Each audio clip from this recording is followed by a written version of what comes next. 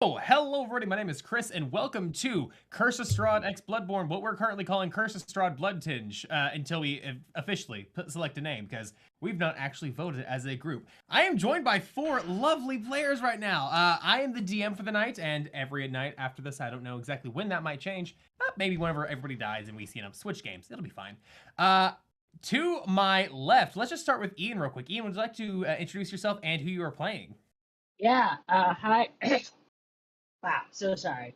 Hi, my name is Ian. Wow, it's Ian on all the TikToks and YouTubes and Insta places.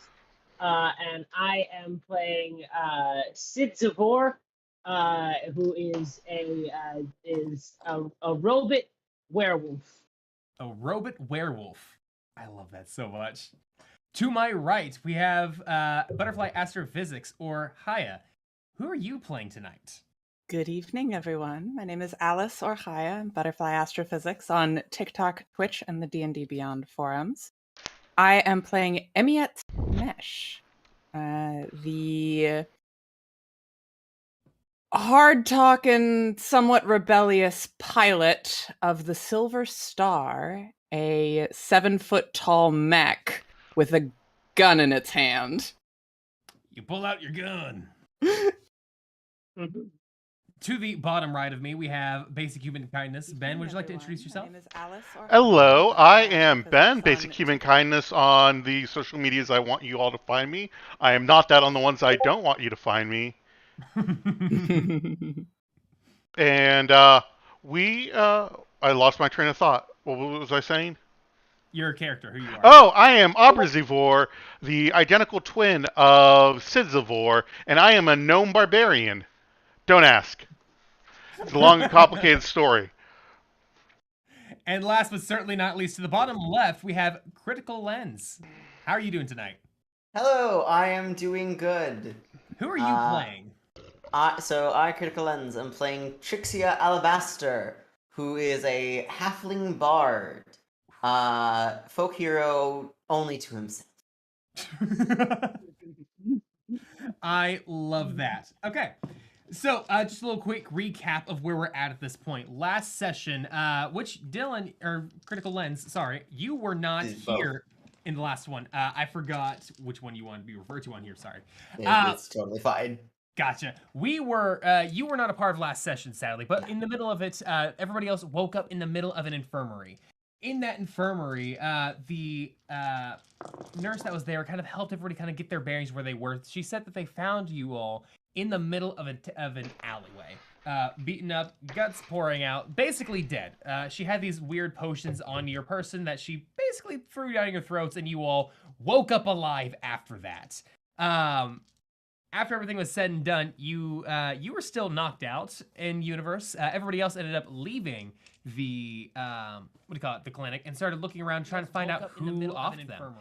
They eventually made their way to the alley itself and found that there was crow feathers laying around, very large crow feathers, leading all of you to assume, and after investigation, find out that there was Kenkus around that had murdered you. You found one that was on top of a roof still, and turns out it was the younger brother of those Kenkus, who is currently trying to get them out of his house.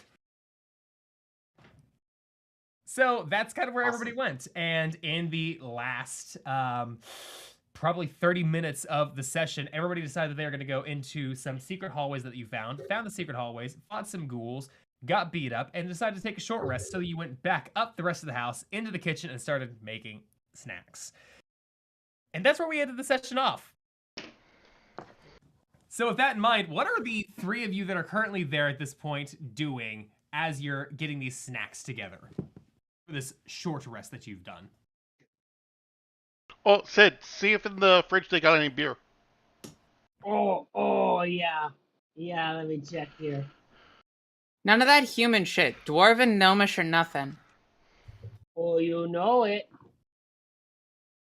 Yeah, as you check and open up the fridge, you do see that there is some ale in there, but it's in a couple languages that y'all aren't really... It's like in one of those bottles that have multiple languages on it that's kind of like switched between. But, in Gnomish, you can read that it's actually in Broken Gnomish. So this was obviously a very bad translation of somebody trying to make it look like Gnomish ale. Son of a Gun, I am sick of people. Ugh. Garbage. From what you're able to tell with the like perfect common and the what do you call it? Very broken and abhorrent gnomish, you can tell this was likely like a human or an elf that had done this because it has like the same phrasings and mannerisms that common or elvish would have.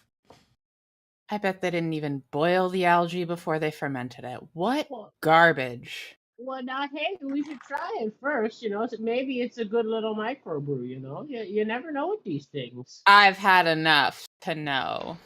A good microbrew. I didn't think there was a thing. Oh, but like a beer is a beer, and after that dead stuff in the basement coming to get us, I could use one. I open it up and I chug it. Yeah. Go ahead and roll me a Constitution saving throw for that.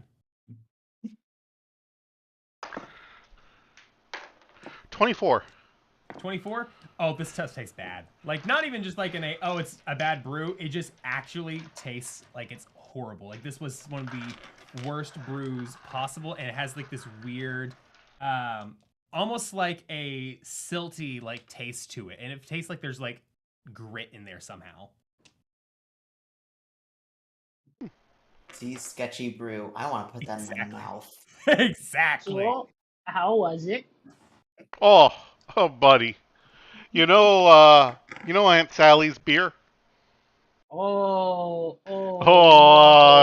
Makes that look like an award-winning PBR. wow. Oof. Yowza. That's a Well, big there's only fucking one yikes. thing to do, and I crack one open and drink it. Con save from you as well.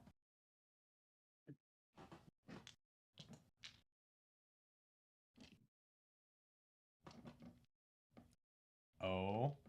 Oh yeah, that's a 21, dear. Same thing.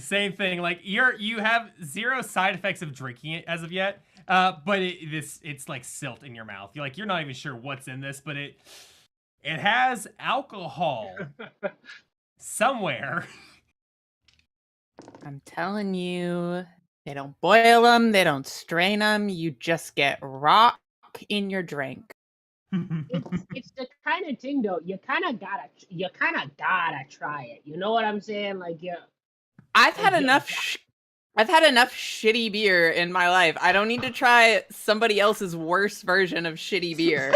Oh, I haven't had enough Very shitty beer. I could go for such another, too and I much open another. Comedy comes in threes.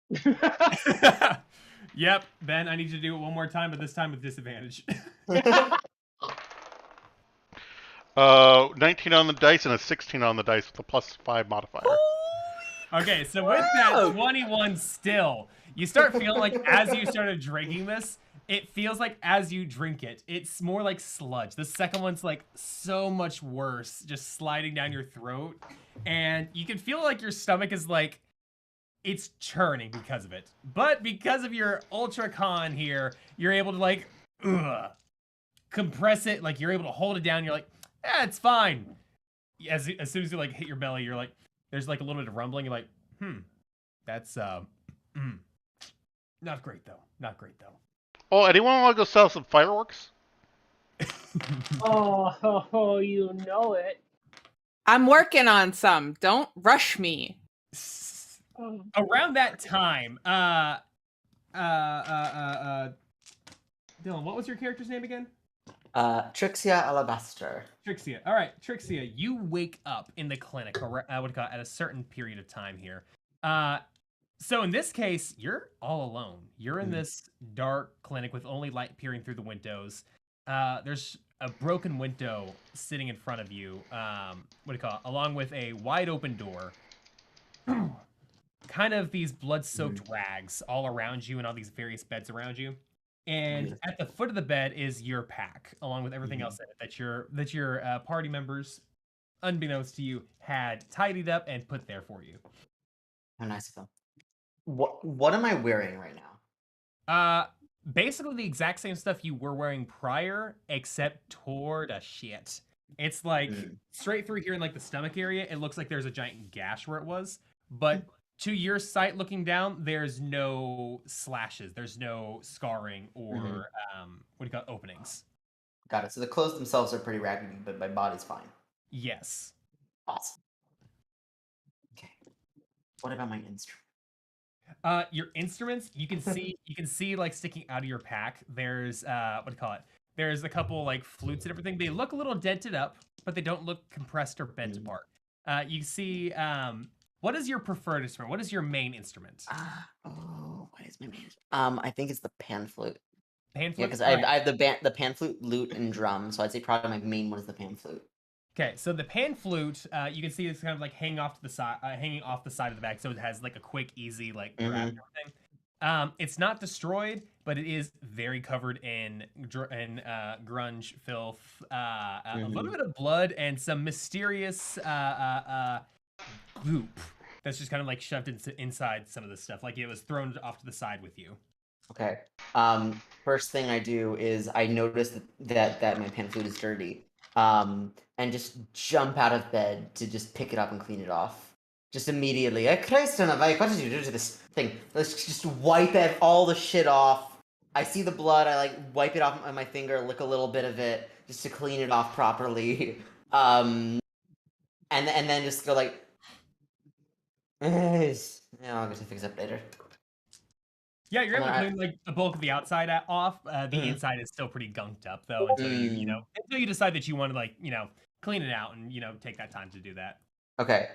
So I think right now, because I'm like alone in the middle of this whatever it is, I decide I think it's probably for the best if I don't prioritize this right now in the moment. I'm in the middle of cleaning it and suddenly I look around and realize maybe this is the wrong point of time to be doing this. Slowly put it back into my pack. Slowly down. Pick up all my belongings. And like, you said this is like a broken window by me, right? Yes. Okay, it's probably I'll about look 10 foot. It's probably about 10 foot to your left. And as you look out of it, you see that there's this almost like a Victorian-esque street out in front of you with most doors and windows boarded shut, whether it be through the storm shutters or through wrought iron bars over them.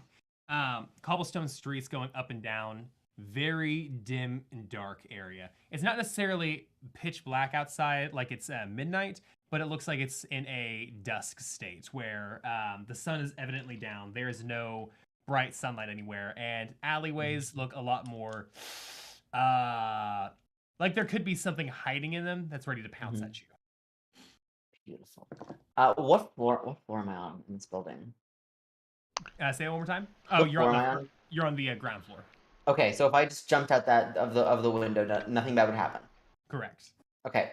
So in that case, I don't trust this building. I want to throw my pack out the window, like clear off like the frame to make sure I don't hit any like shards of glass, and then just jump out the window. I will say that's already been taken care of for you. This looks like a very clean framed window. Fantastic. Then I'm just gonna make this assumption. This window frame is very clean. I think my friends have been here. Just jump through the window. Yes, that was a window that 3 of them jumped through instead of going through the door.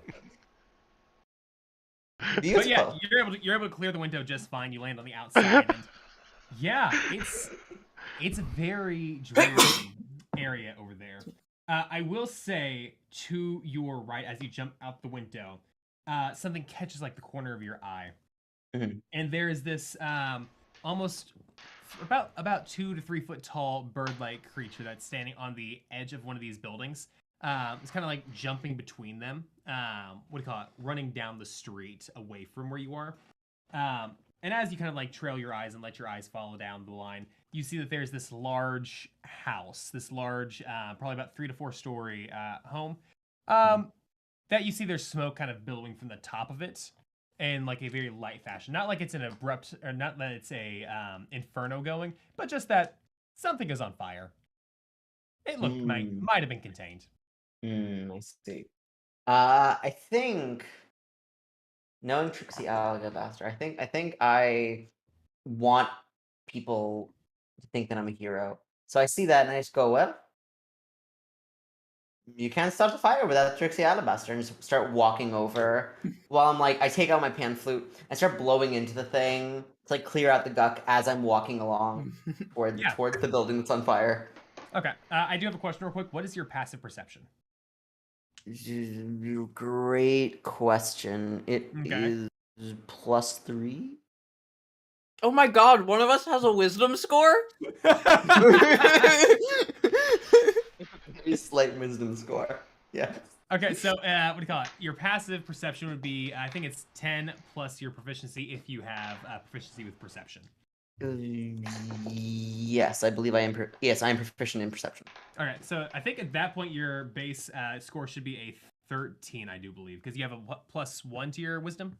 Yes. Okay. Yep. So I think your your passive wisdom would be 13 at that point. Yeah. So as you're kind of walking around and you're cleaning out your pan flute, you looked around and you're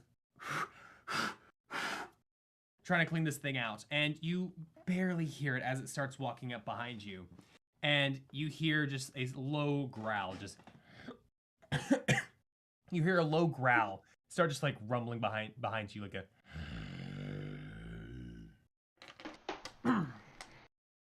What are you gonna do with that?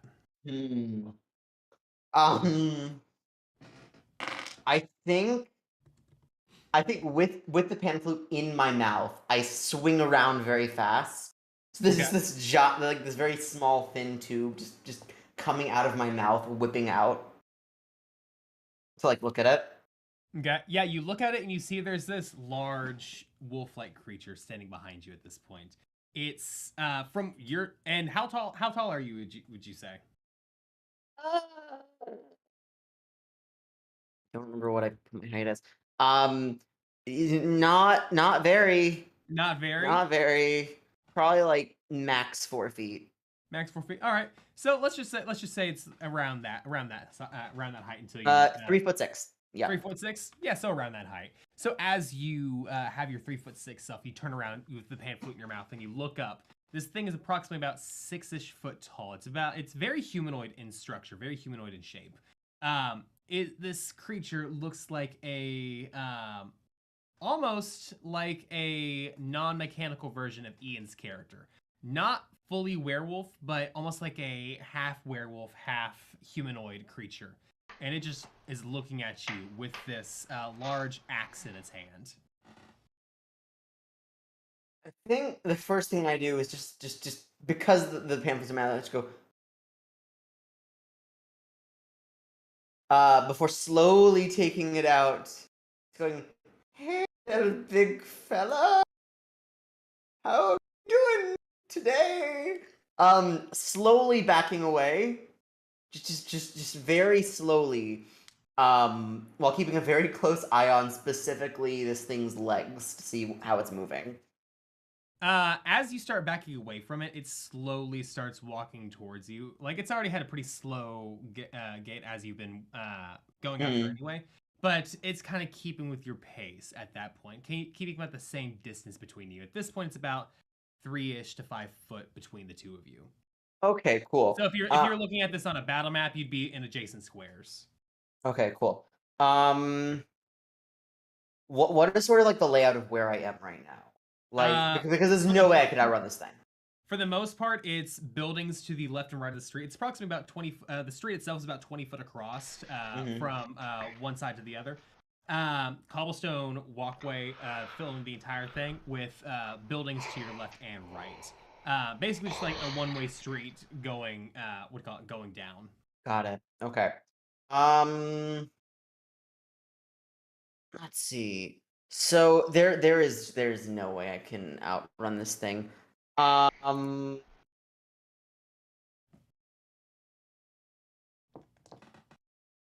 I thinking?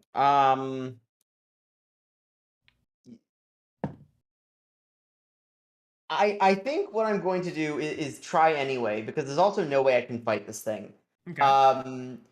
I think that what I'm gonna do is just spin around on my heel, pan flute just hanging from my hand, just screaming bloody murder, help, please, somebody! As I just run down the street towards the burning building. Okay. As you're screaming help with the pan flute in your mouth and everything, as you're screaming, I feel like a little bit of air is blowing through there too, and it dislodges that. It's like, so it's like, now, help! Exactly. It's just like letting off like a pitch, like a high pitch beep, beep, as you're running. This thing does give chase and it's keeping up with you. As you try to flee its range, it's going to make an attack of opportunity, but it rolled a 8 plus 3 for a total of 11. Does that hit your AC? No, it does not. Okay. My AC is 13. Okay. So yeah, it tried to take a swing at you, and you're able to get out of the way. It's going to keep its speed up with you, and try to run alongside you, or like run behind you. But it is now your turn in this aspect. Okay. Unofficial initiative in this case. Right.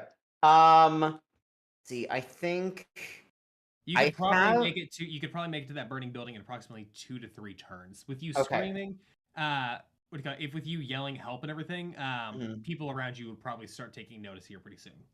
Right. I think because I do have a longsword, that's probably just in my pack. I think what I might do is I'm gonna keep running towards that building, but I specifically take out I'm gonna take out my short sword because I have a short sword. As I'm running, can flute still in my mouth, just slash at it slightly since it's trying to keep pace beside me. See if that's going to do anything. Yeah, go ahead and roll a attack roll. So that's going to be 9 plus 1, 10. A 10. 10 does not hit this thing. It doesn't look very armored, but you got to reach the thing first. Right. Okay. So you take a swing at it, and it's just barely out of the range, and you just slightly miss it. Almost like you just, in the panic, didn't gauge the distance correctly. Okay. I'm doing great. As an upside, it missed you too, so. Right. I think. Okay, I'm gonna do something real dumb. That's perfect. I'm gonna shoulder bump it.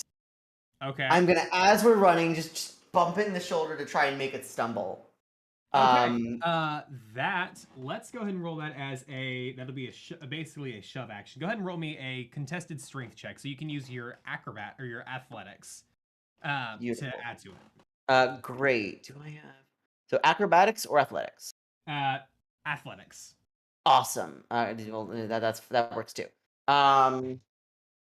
Okay. Oh god, that's a 6 plus 2, so 8.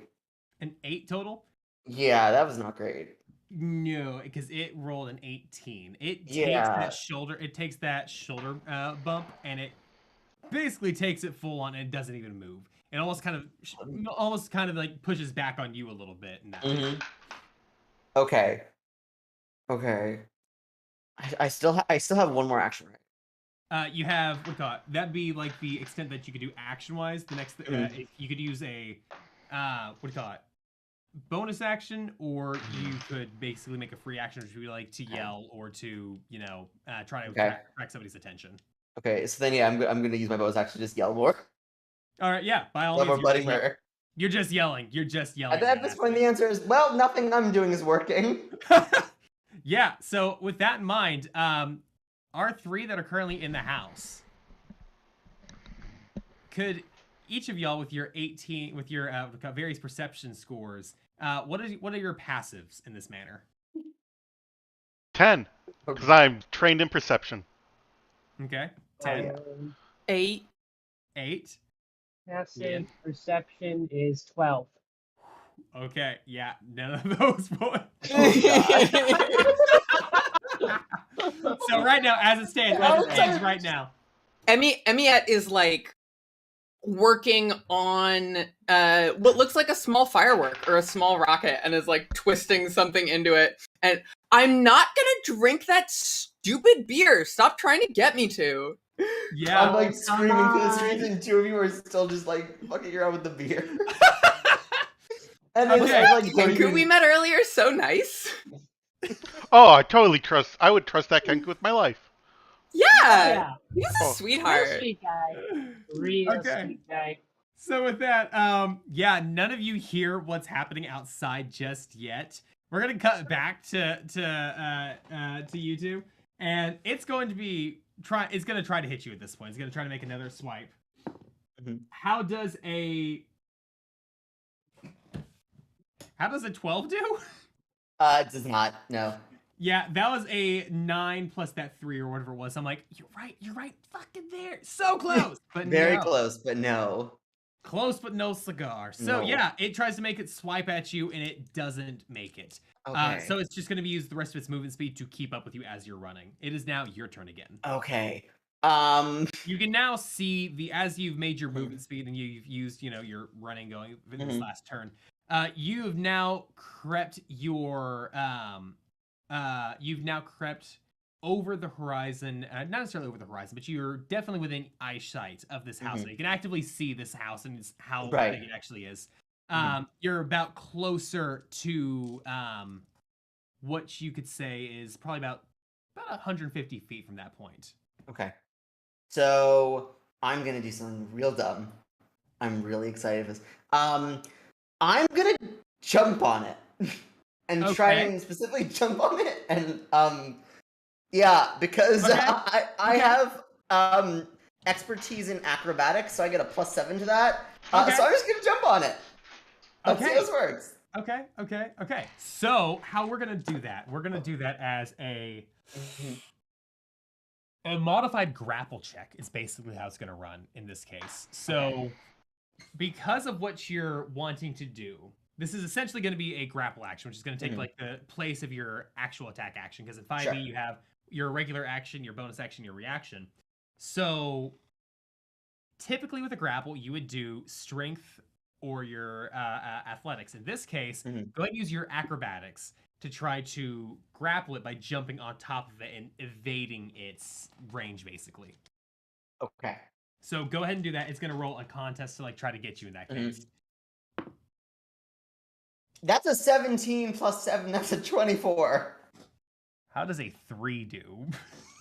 Oh, straight up. As this thing tries to lunge at you to try to grab onto you, you pull a fucking, I don't even know, acrobatics. Some parkour acrobatic shit. As it reaches for you, you jump, land on its hand, pulling it down some, giving you enough time so you can jump onto the the crook of its back, basically. Because as you're running up this thing, you see this thing's upper body is very animalistic in nature. Its shoulder blades aren't like your typical humanoid shoulder blades where they're kind of flat along the back. It's more like an animal's where they're raised and kind of perpendicular, kind of raising up, giving you that little area in the middle of its back that they can never reach. That's kind of where you're standing right now. Okay. Awesome. So I'm sorry, this is a quadruped or a biped? It's a biped that has this. That's creepy. It's very creepy. I love it. Okay, so I'm standing on it, or am I just grappling onto it? That's honestly going to be your call in that aspect. Okay. Are you standing on it, or are you kind of holding on by that section? I think I'm holding on for dear life. Because I successfully managed, because I'm just super small. Do I have enough actions that I could then try and stab at its neck with my short sword? In this case, no, because in 5, because you're familiar with what, 3rd ed, or was it Pathfinder? I'm familiar with 4th in Pathfinder. Oh, 4th in Pathfinder. Okay. So in 5th edition, there's not individual actions that you can assign to different things. There's 3 types of actions that you get in every turn. You have your regular action, which basically does everything. Your bonus action, which is more specific, and your reaction, which basically happens on other creatures' turns. And that's you're reacting what they're doing. And for the most part, it's one of those everything's kind of strictly in its lane. Okay. And this case, attacks and grapples or modified attacks shoving or grapples are a part of the regular action group. Got it. Okay. So in that case, I think right now, if I have it, I would just fortify myself on him and just continue screaming for dear life. Yes. By all means, you're able to hold on to this thing. You use your action, that's part of your grapple, your modified grapple. You climb up there, and you're holding on. This thing is thrashing and roaring at this point. I'm just going, Jesus, ladies and gentlemen, please, just somebody help me! And as it's like thrashing around, like you see this thing, it's bringing its axe around too, like it's slashing back and forth. Yeah. But it can't get backwards. It can't throw its arms backwards. So on its turn, it's likely going to try to throw you off, which would be basically the same type of check. It's going to be your acrobatics versus its strength to try to throw you off. Okay.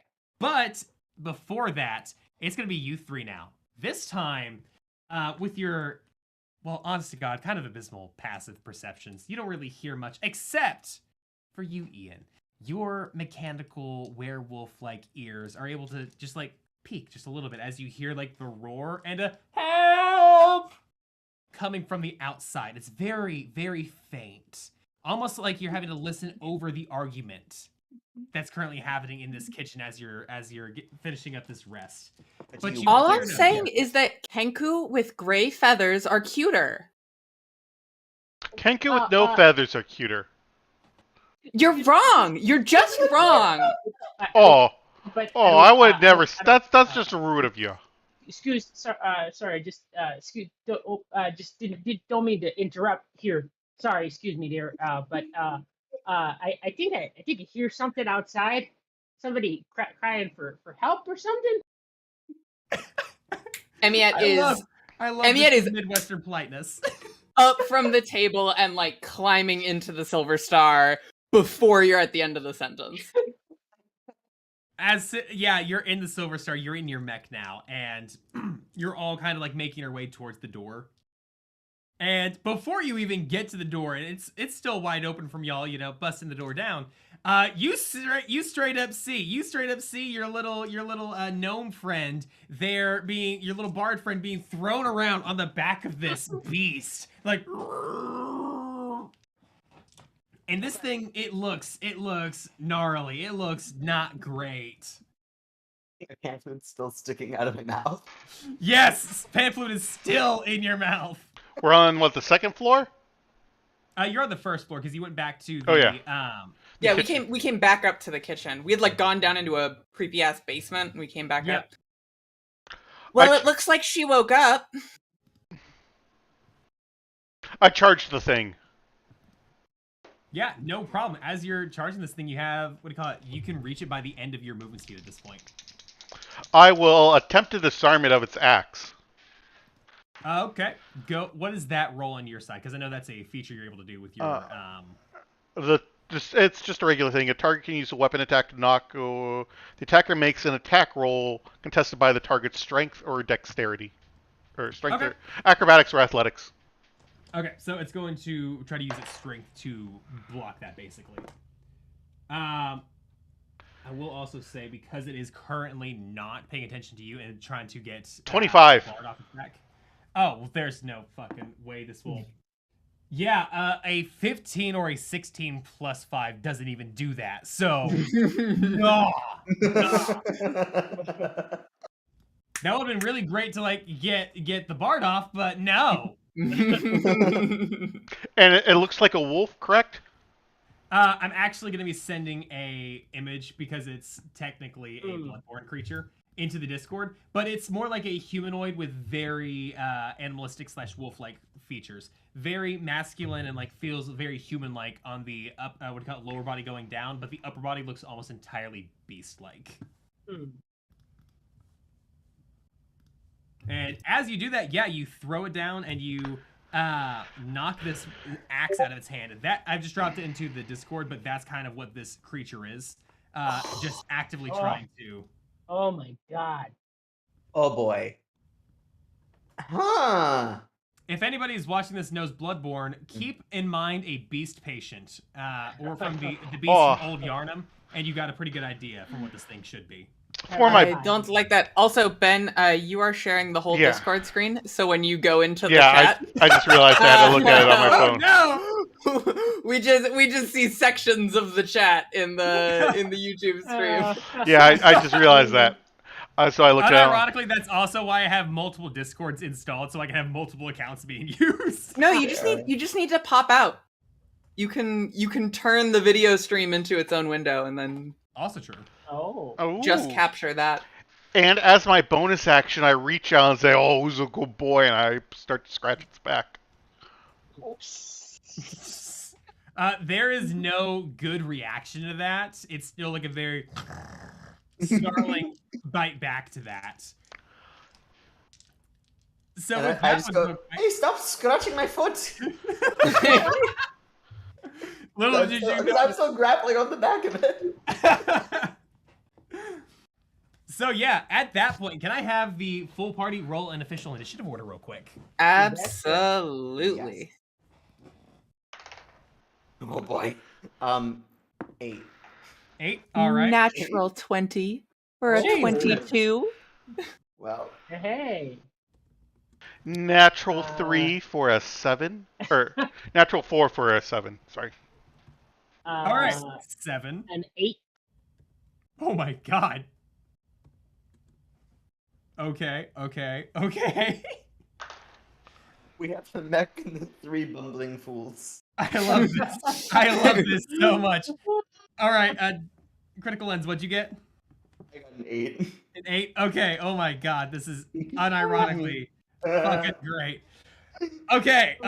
So, Ian, you're up first. Okay. You're not up first, but you're like in the next line of this initiative order. Gotcha. Yeah, Hyle will be up first. Yeah, Haya is first. Then it's what do you call it? Ian. What do you call it? Haya first. Then Ben. Then Dylan. Then Ian. And then the creature goes. But since we just had you go and then Dylan went, it's going to be the creature or Ian then the creature. Awesome. That makes sense.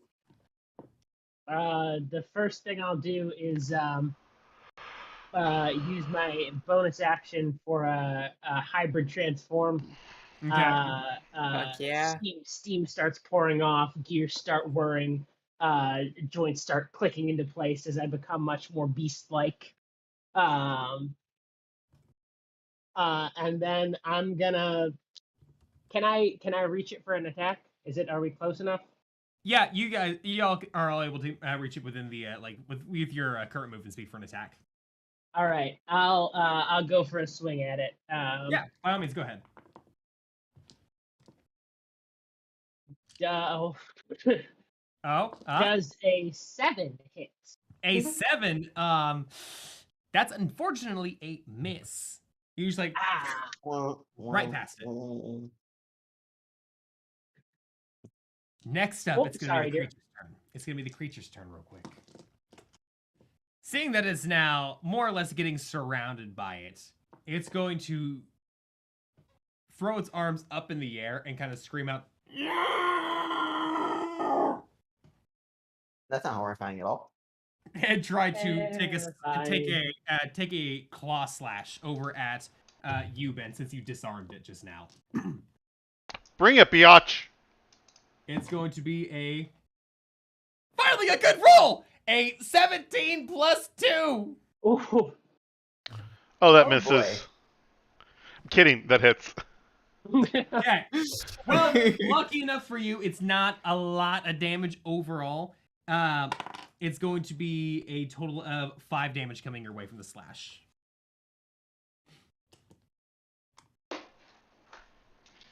And that is its turn at that point. It's not going to try to run or anything.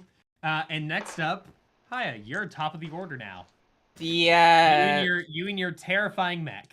The silver star settles a little bit, and you hear the crunch of gears engaging, just a little bit of and then it charges forward. I'm imagining basically the sound effects from Alphonse from Full Metal Alchemist Brotherhood. Oh yeah.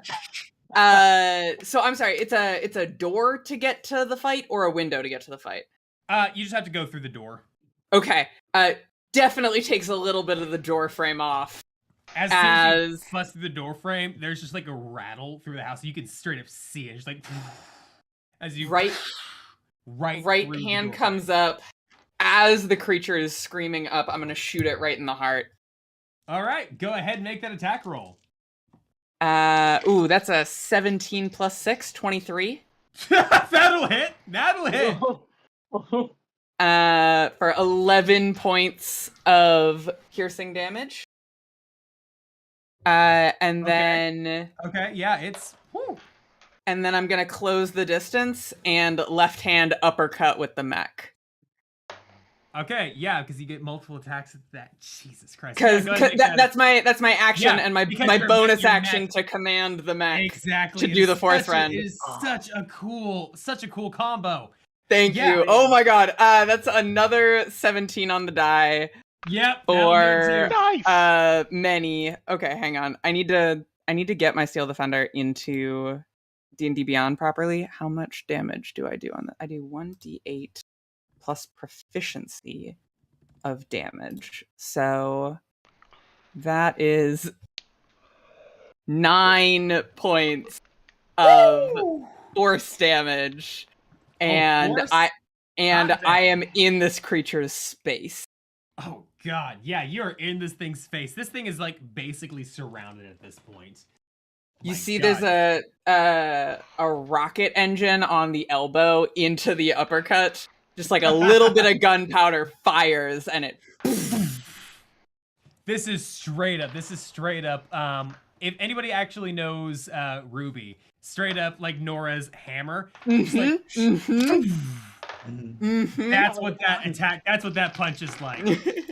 Next up, we have what do you call it? It's that you're actually tied for initiative order, but our bard Dylan and Ben, both your characters are. No, I had a will 7. Eventually. No, Ben Oh, had yeah. a 7.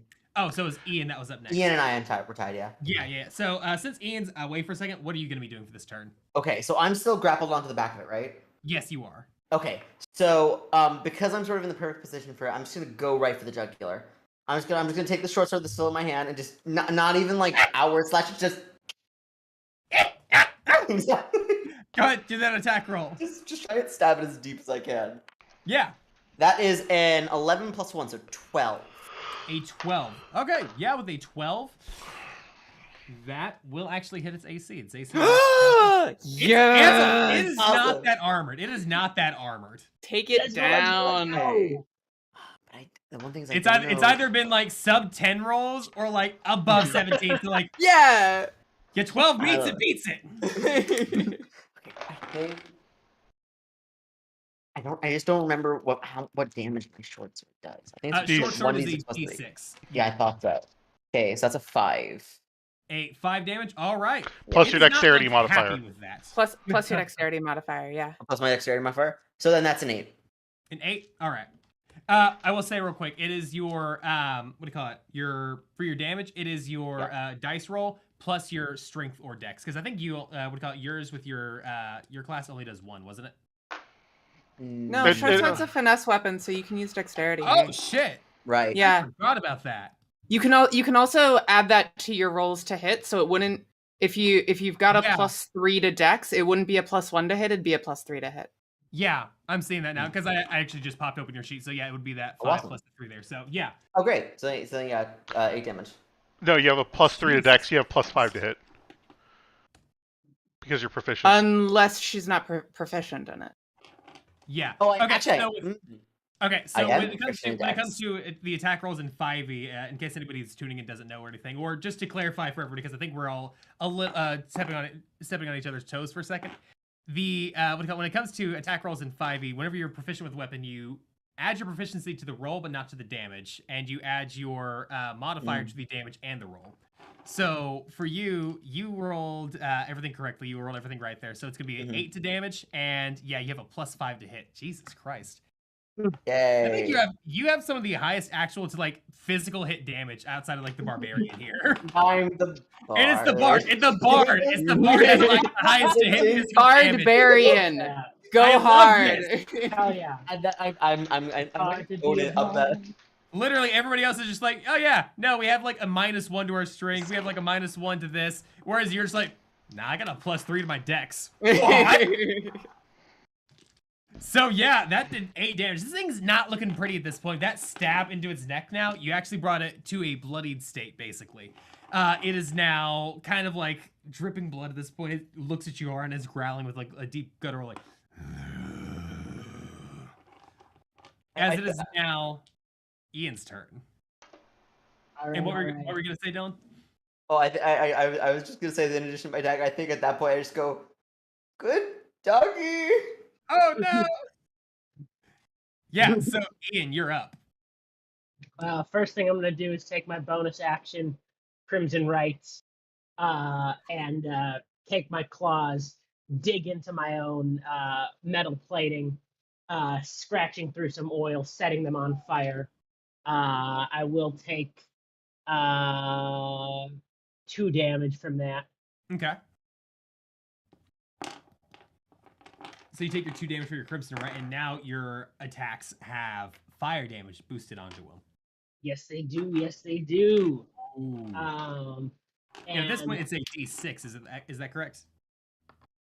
it's I have a D6 plus 3 Yep. for my regular attack. And And my Crimson Right is a D4. Oh, sweet. So I'm gonna go yeah, I'm gonna go at it with my regular attack. I'm gonna swing wild at it with these flaming claws. Fuck yes. Now tell me, does an 18 hit? An 18? Yeah, baby. Oh yeah, an 18 hits. An 18 hits, all right. All right. This is so metal. So we This is smack it for 9 damage plus 1d4. Oh wait, that's a d6. Plus 1d4 plus 3 fire damage. All right. So that was a what's the total for those minus fire damage? 9 regular damage. 9 and regular 3 damage. fire damage. And 3 fire damage. All right. You see that as you slash through with your claws, there's not really a large response until the flame from the oils follows along through, and that you see a as it jumps backwards immediately as the flame curses through his chest. Oh, hell yeah. And it's not looking great at all now. It is actually looking a lot worse for wear after that. Nice. I believe I am up. I pull out my warhammer instead of my maul. I go recklessly. Yeah, you do. Bring it up and attempt to crack it in the spine. I got a 10 on this dice and a 10 on this dice for a 16. That will hit. That will be 14 points of damage. With 14 points of Jesus Christ. I rolled a 10 on the die. Well, as you roll that 14 damage, you crack this thing, like you bring it down, bring it straight to the ground with a thud, almost leaving like cracks in the already pretty destroyed cobblestone below there. And Dylan, your bard is now brought to ground level, back from being like above eye level or at eye level with everybody, down. Well, it was nice while it lasted. And this thing just like it lets out like a as its body just kind of like disintegrates in front of your eyes, almost like it's a rapid like almost like misting itself. I'm trying to think of like a actual like reference to like make it back to, but Like the way just kind of, like, vampires die in Buffy. very much so, much so, just kind of like Okay. demist at that point. Okay, so sort of like how you die in most Soulsborne's games when you get a game over, where your body becomes ash. Exactly. And in Okay. this case, instead of it being like a fire and ash that it just kind of burns into, it's more just like an ethereal greenish blue mist that just Cool. disappears. Does it leave anything behind? Chris, you're muted. Sorry about that. Does not leave anything behind. It is basically a empty corpse at that point. Okay. The ash that it dissipates into, does that like get on any of us at all? It does. Well, since you're on top of it, you kind of was like thinking. stand in it. You're standing in it as it kind of like. Okay. I think that my character just like is panting heavily, isn't even bothering with an accent anymore. Just like covered in this like sort of, or like stamina, just like, hi everybody. Good morning. Oh, hey there. Oh, You hey, made a buddy. friend. Yeah, we can call it that. What the fuck was that? I was just cleaning out my flute. He started growling. I thought he was a dog, and then he kept following me.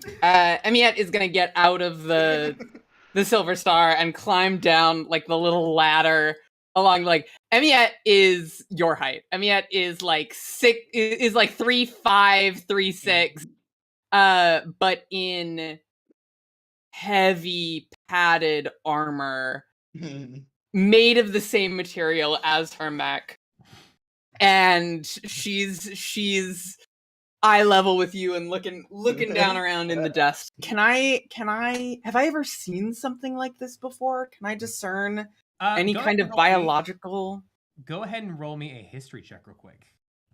history, not nature?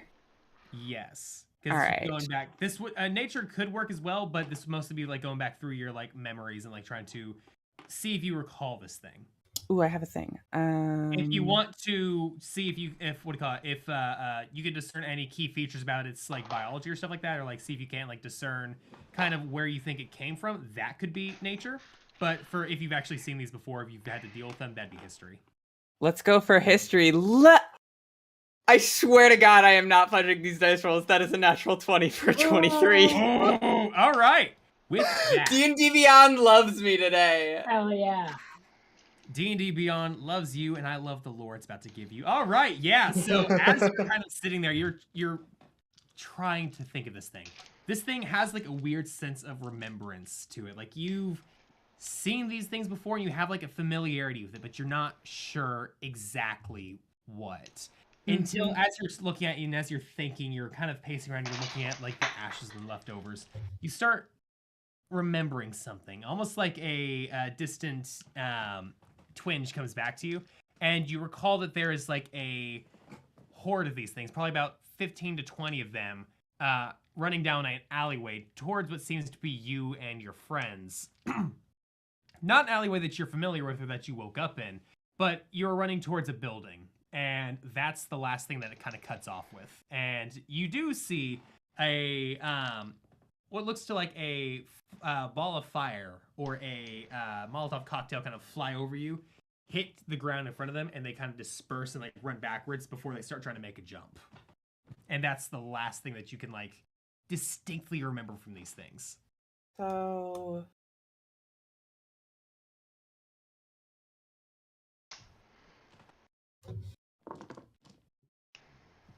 So I remember them from before we died. Yes. And I will say the alleyway that you're looking at does not recall to be the same alleyway that you woke up or that you So these did not like chase us into the alley where the Kenku killed us. Correct. We were fighting these things at a different time. Yes. And what looked to be a different part of the city, more run down, more decrepit, less But visibly this city. Yes. Same architecture, same type of sky, same building materials, just less new, less put together, more destroyed. When we're done clearing out this house, I think we've got some neighborhoods to go look at. I remember these things. We fought them before, I think. We did? Oh, how do we do? Well, they're not. We kicked their tuckuses. They're not what killed us. So Oh, that's good. I'm gonna bet we won. This one went down pretty easy. Like I don't think. Hey, are you hurt? Anybody hurt? Smidge. I think I'm traumatized for life, but I'm gonna be okay. Never mind. Got a scratch, but I did that myself. I got a scratch, but that thing did it to me. Let's I don't know. let's well, Can I I'm gonna have scoop that? up. I'm gonna scoop up some of the dust for further analysis later.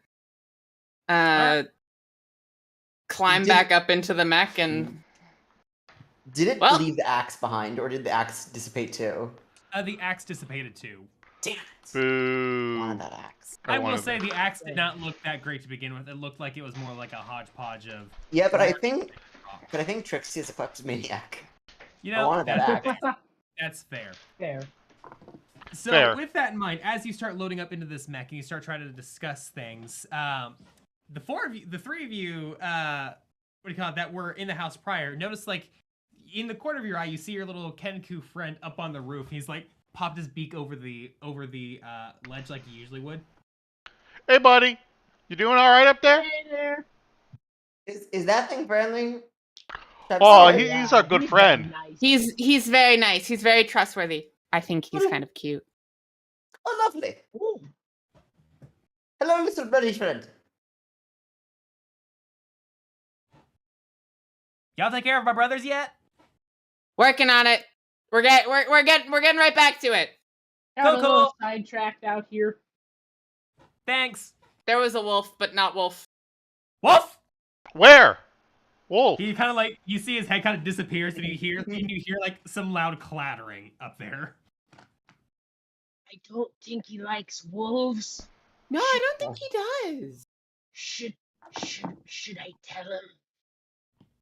That you're a wolf? Yeah. Oh, right. He was No.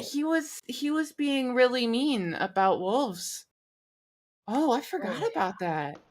Oh, I think Well, he's come to less think of it, Did his y'all brother make had friends those with the- stuffed wolves. I think he's less cute now.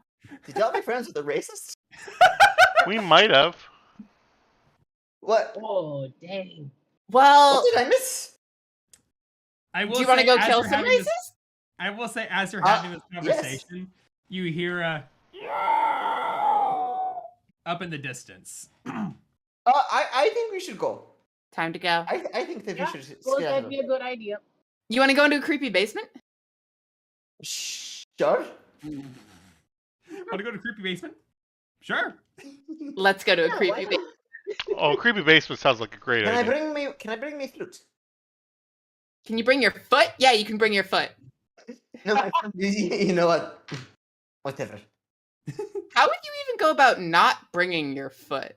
Like, if you want to replace it with a mechanical foot, I can try to do that for you, but you gotta give me a little more walking into the...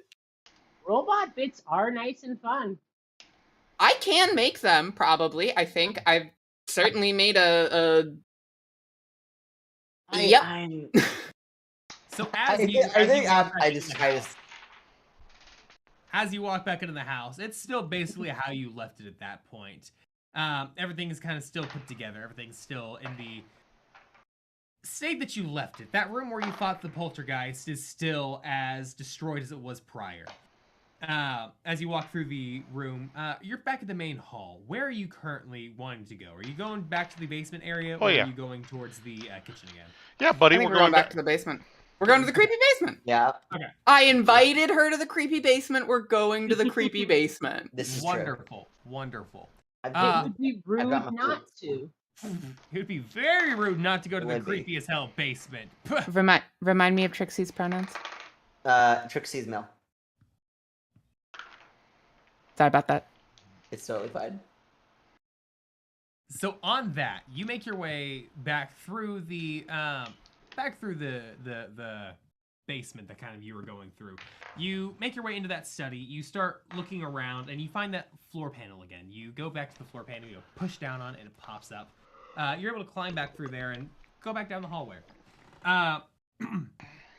Trixie, as you've kind of looked in this area, or as you kind of go through this area, you go down these stairs, and as you go to the very bottom, everybody else is completely unfazed by everything they're seeing at this point. You're now seeing that there is a large room that you're stepping into after leaving these stairs, after clearing these stairs, with 7 to 8 skeletons kind of chained to the walls in front of a large statue of a man with a sitting on his throne with a goblet in hand, hand kind of like gesturing like this, holding his face up in this stone throne. I think while we've been walking, I've been in my head silently thinking up my next ballad to retell our adventure with the puppy boy. And so I'm just playing like, and so suddenly we walk in there, I see it and I go, If you are playing music on that instrument that you are holding, I cannot hear it. I think your Wait, you Discord I think your Discord is cutting it out because it thinks Is it's it? background noise. wait, let me try the bigger boy. What about this? Nope. No. Okay. No? I think it's Nothing. actually in your. Ah. It'll probably be in your Discord settings under noise cancellation or background suppression. That'll be likely where it is. What I had to do is I had to You're right. turn that off, and I had to what do you call it? Turn off my automatically determined Yeah. input sensitivity. Okay, I let's move all see my it stuff in a minute. manually.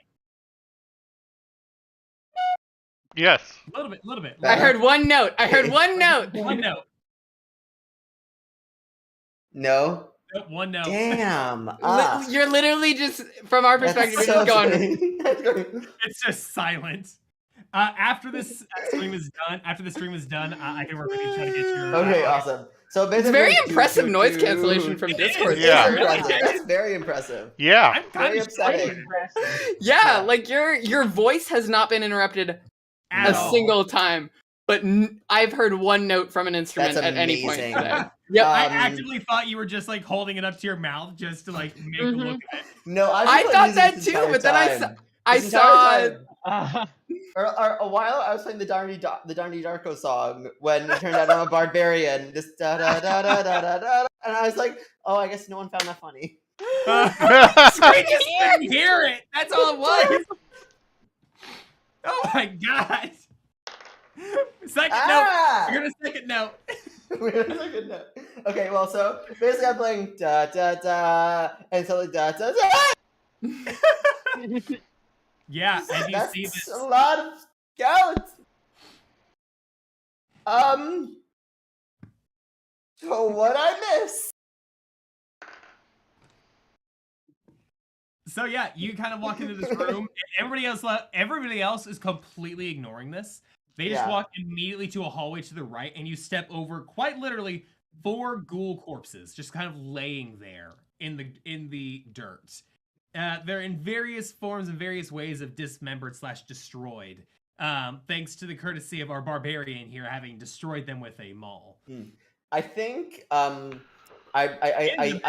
With force damage. you know what? I think I'm not so upset by the skeletons. I think I'm more upset because I'm worried that my boots are gonna get dirty. I think that's the bigger thing.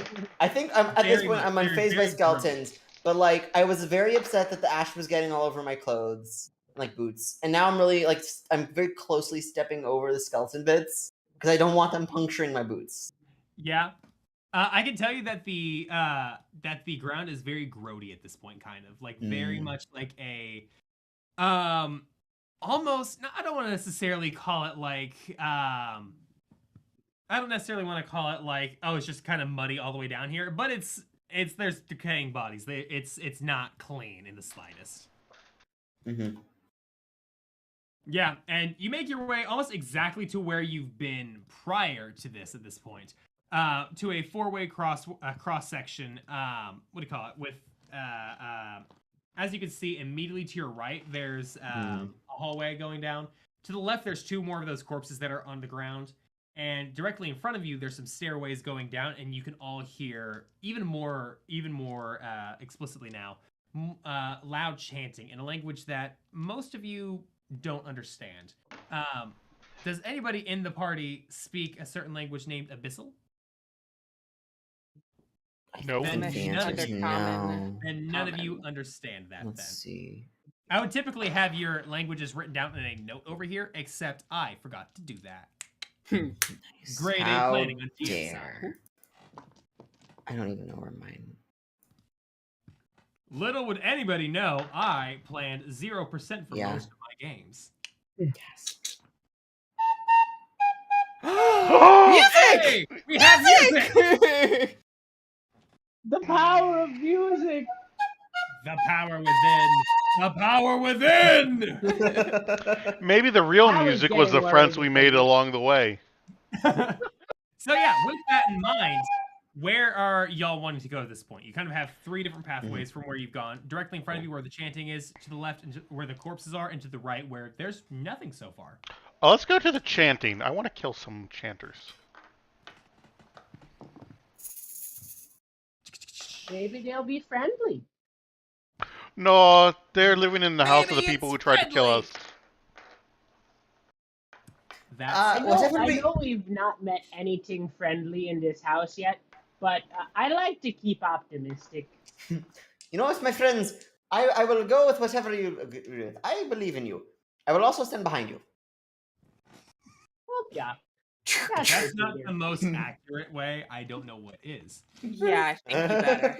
So yeah, as you Yeah. kind of continue down straight, you come down these stairs and you break your way to a. Did you just say we almost do like a something fork in the road. straight? I know, right? How Disgusting. dare you? Who the fuck would do that? Never. What Not is me, that? that's for sure. No. Nah. But yeah, you continue on down the hallway. You go down the stairs, and to your left and to your right, there's two different hallways. There's almost like a fork in the road. You can hear the chanting is coming to the left down some more stairs, and to the right, you hear that there is almost like the trickle of water. Should I get their An attention? underground stream around here? Underground. Potentially, something you don't know about yet. Mhm. I'm very thirsty, so I propose we go towards the water. Oh, right. You didn't have any of the shit beer. The- Let's go towards the water. It was pretty bad here. Oh, it's bad. I could only have two of them. Okay, yeah. So you follow your. You're way a very along. strange person, my friend. So yeah, you follow your way along the hallway, and you're able to make your way to what do you call it? You make your way to another fork in the road, and following the water sounds that you're going to. From looking to the right, you don't see anything. To the left, you see that there's a large, what looks to be a common area.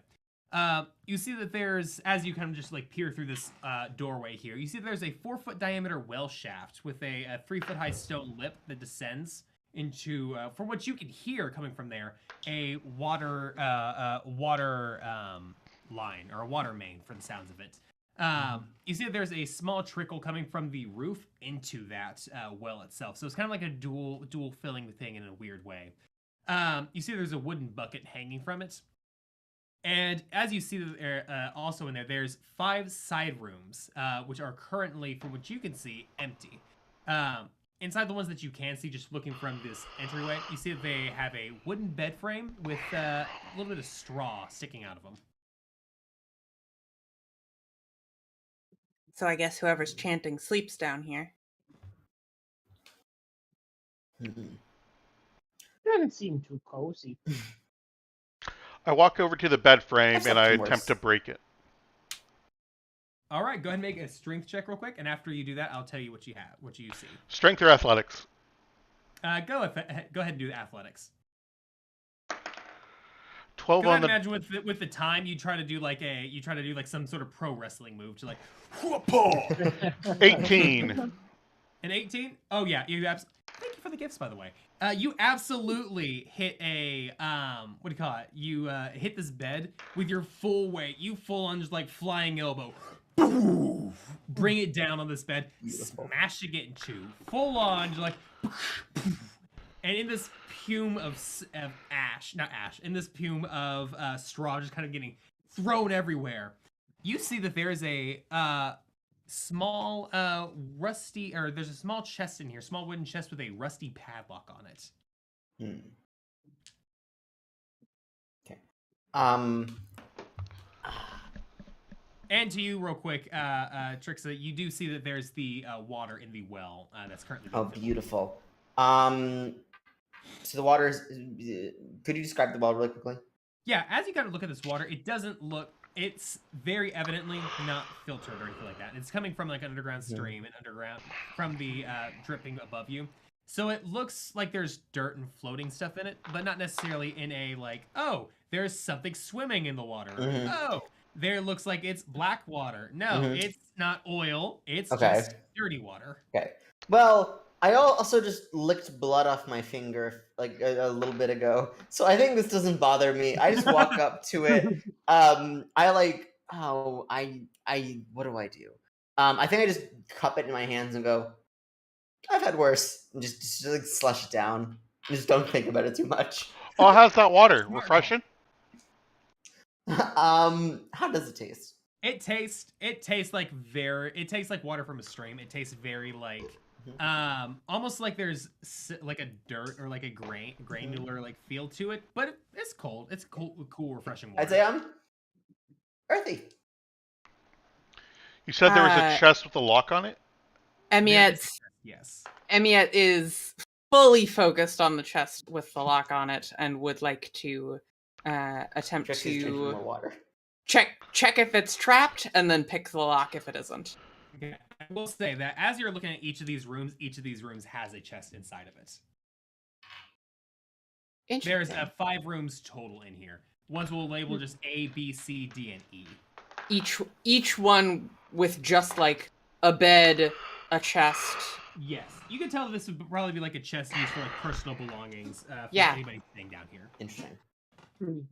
Well, And I just dropped the dice. Good thing I don't need the D12. finder's fee. I'm gonna pick the lock. You have the thieves tools. I do indeed. Okay, so go ahead and make me a dexterity check.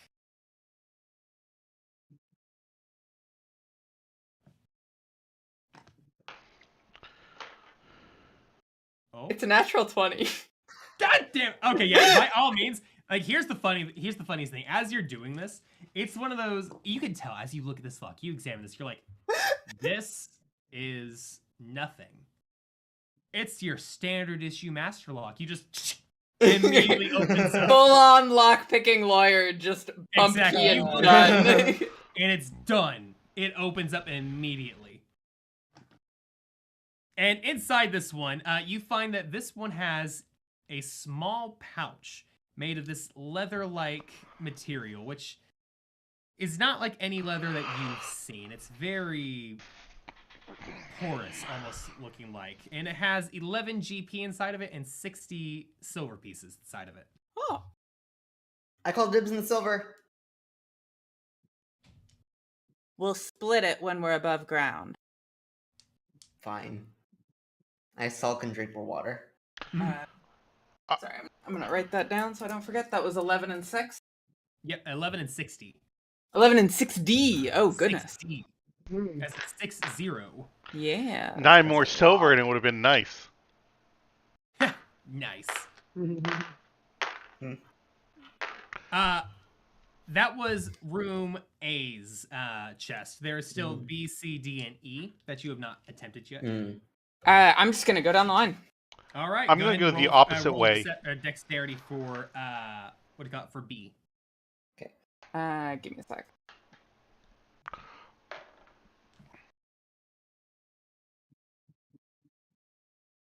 I just need to write down. No problem. Just got. So 60 silver and 9 gold. You said 11 gold. 11 gold.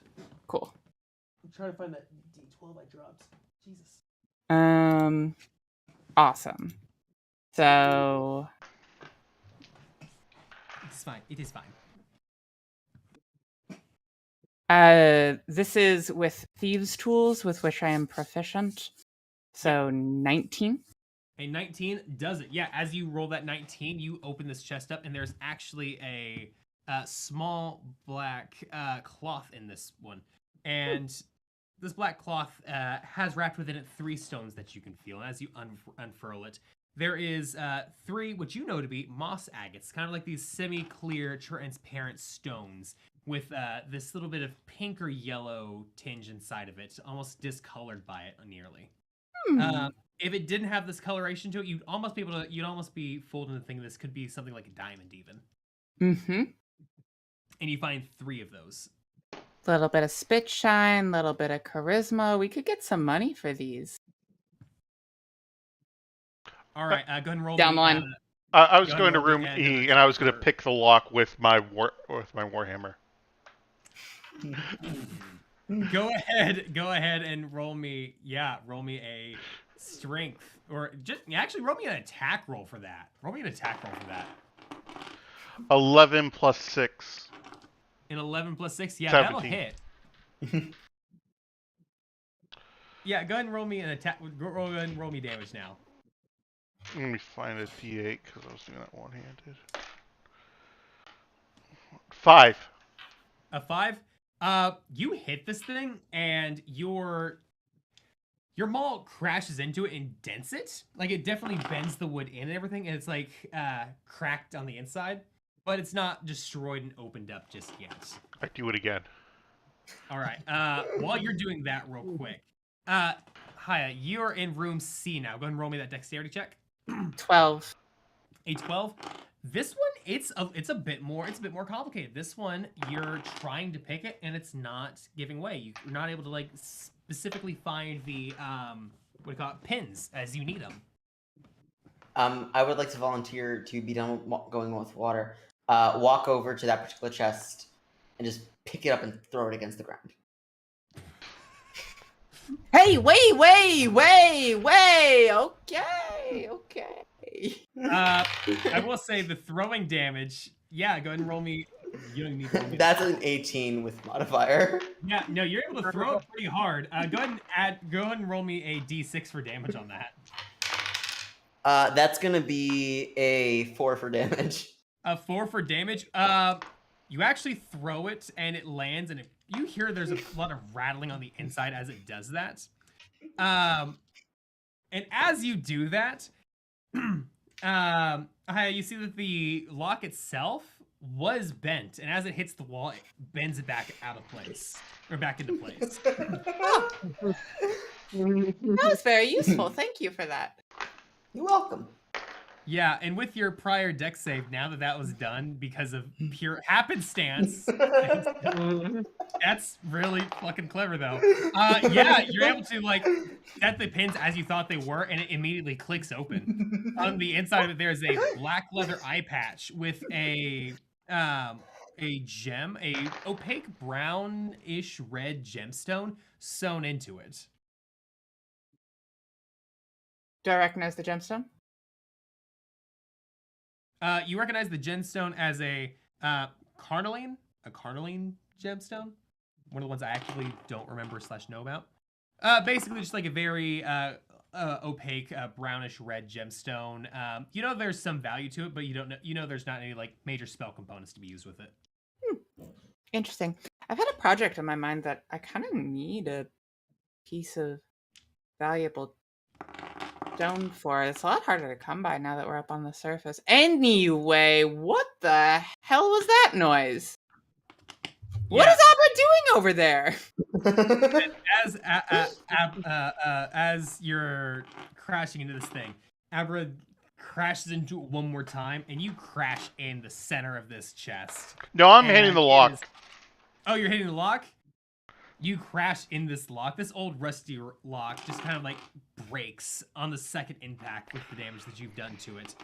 And as you open this chest up, you see that it contains a short sword, a really shiny silvered short sword. Put that in my belt. Yeah, you now have a, consider this a silver short sword, so any type of werewolves and the such, will take double damage from this weapon. Or not necessarily double damage, they are not resistant to it now. Interesting. Ooh. I growl at Hey, it. Sid. Mhm. Oi, Yeah. I got you something, buddy. Ah! Catch! And I tossed the sword to Sid. Hey, we're here to kill the lycanphobes. Exactly. Not the werewolves. Well, unless the werewolves attack us. And we're not trying to play catch the knife today. That is a fun But game, wha- though. Yeah, why aren't we? Any other day, we could play catch the knife. Anytime I you play catch catch the the knife, you try to play it with people, you know, and you want them to catch it with their chest usually. Yeah. Sometimes. I'm really good at that game. I'm not. Yeah. I'm So- terrible at catching the knife with my chest. Great at throwing it though. It just Oh. twings off every time that you get thrown at you. And the last room, Haya, could you go ahead and roll me that dexterity check?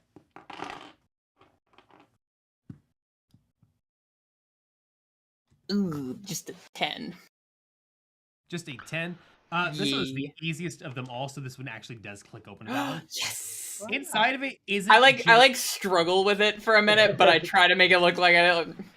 Yeah, it's one of those like whenever you're sitting there, you're trying to pick it, and as you're picking, you're like, shit, you release tension just a little too early. Mm-hmm. So you're like, nope, that was intentional. We're just checking those false sets, and you get it clicked in. As you open it, this one's actually pretty light in terms of what you find inside of it. You see that there's an ivory hairbrush with some silver bristles in it. Not necessarily something that looks like is especially well done, but it looks like it's, it's been handmade. Yeesh, what's with all this silver? Well, if anyone needed to put a bit of silver on a bolt or something, I'm sure this could be melted down or stretched into a foil to cover, like, maybe 1 or 2 bolts. It's really not much. Yeah, Or- what is with all the silver? I thought that A lot of silver here. they were... No, they kill wolves. I Yeah, will say real quick, Probably. just so for your own records here, the moss agates you got, those 3 gems, are worth about 10 GP each. Okay. The black leather eye patch, the gem itself is worth approximately, to your knowledge, about 50 GP. The ivory hairbrush and silver bristles, you could probably get around 25 GP. And Okay. a silvered short sword is about 125. Or 110, my bad. Yeah. Abra, you've got that one? I tossed it to my brother. Tossed it to the twin. I propose walking Alright. over and picking it up and pocketing it. Yeah, by all means, you can totally grab Awesome. that. Oh yeah, you can have that. I'm not gonna touch it.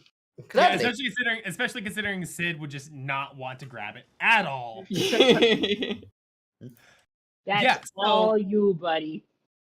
So Beautiful. from there, Trixa, Abra, Sid, and Haya, your character's name was what again? Emiet. Emiet. Okay. Or M. EM. Yep. Have it written down there now. I have it written down in like my main note doc instead of like my 5 other like physical notes. I'm like, this is the one that's yep. not gonna go anywhere. This Yep. one's not leaving.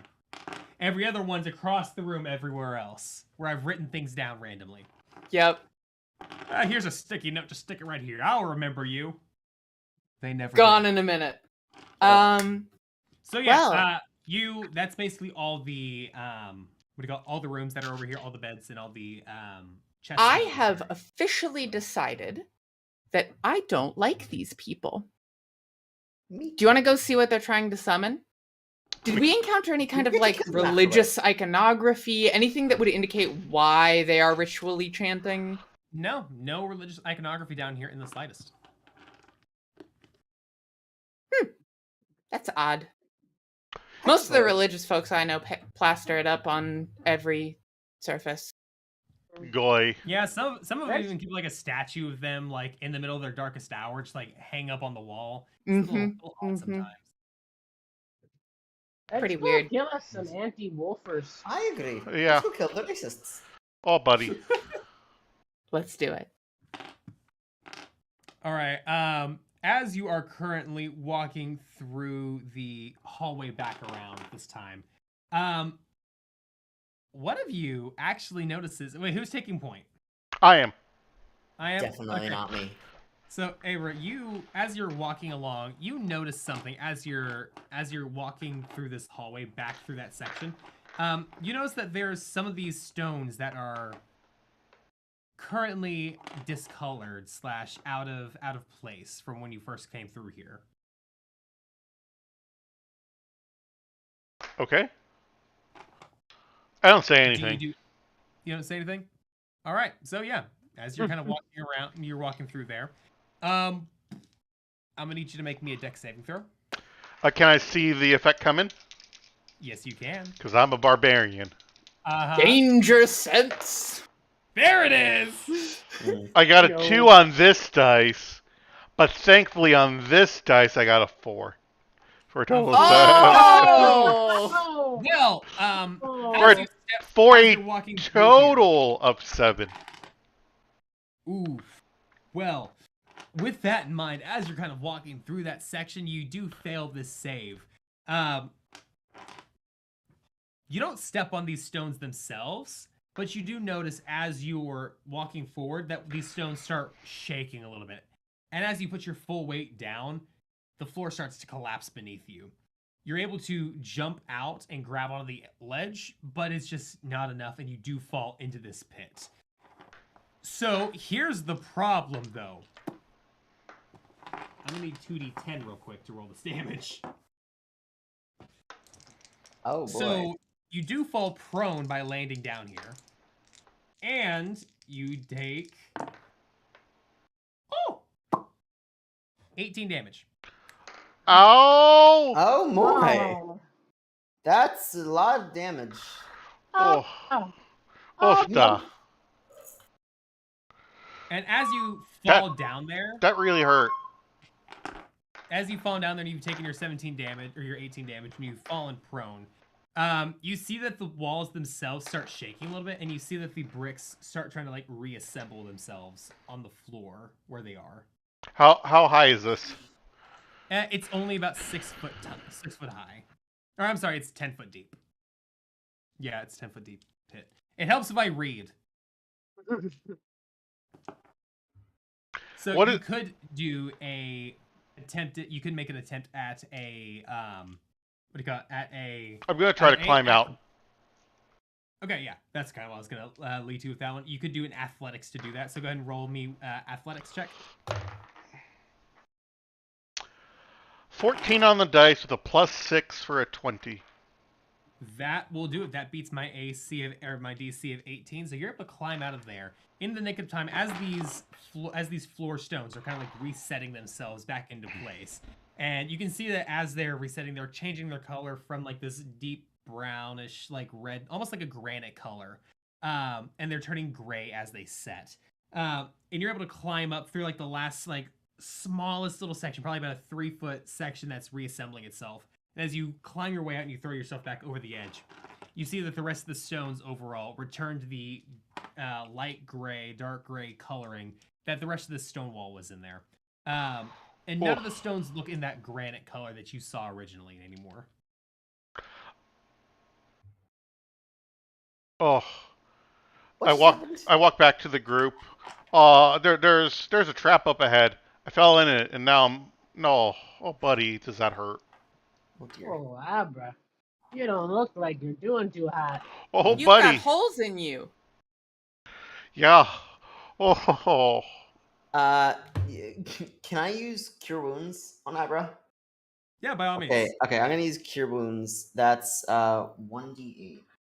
1d8 plus your charisma modifier. Yeah, so it's 1d8 plus 3. And that's a 8, so 11. Oh. Ah. Hell yeah. Oh, that's a good friend. There you are, my friend.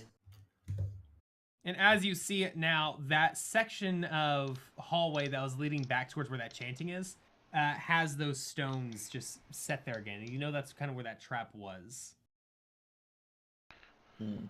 How far? How How's it wide? It was approximately a 5 foot, 5 foot across hole that Abra had fallen in. And it was the width of the entire tunnel. So a good like 3 to 4 foot wide. But it's only 5 feet across, so with a run up we could jump over it. Very much so. Okay. Do any of us have any indication of like where the like stones are that set off the trap, or is it just like once you get up close? Yeah, Um, can you mark it? Can you tell us exactly where they are? By all Oh. means, Sorry, Ben I wants can't to, Abra remember. Totally... You can't remember. What? Just Oh, fell in. it took my breath away. Oh, Do you it remember hurt. about where it was? Maybe. It was one of them odd-colored stones. Oh. Can I investigate and try to determine Yeah, by where all where it starts at least? Yeah, by all means, roll an investigation check for that.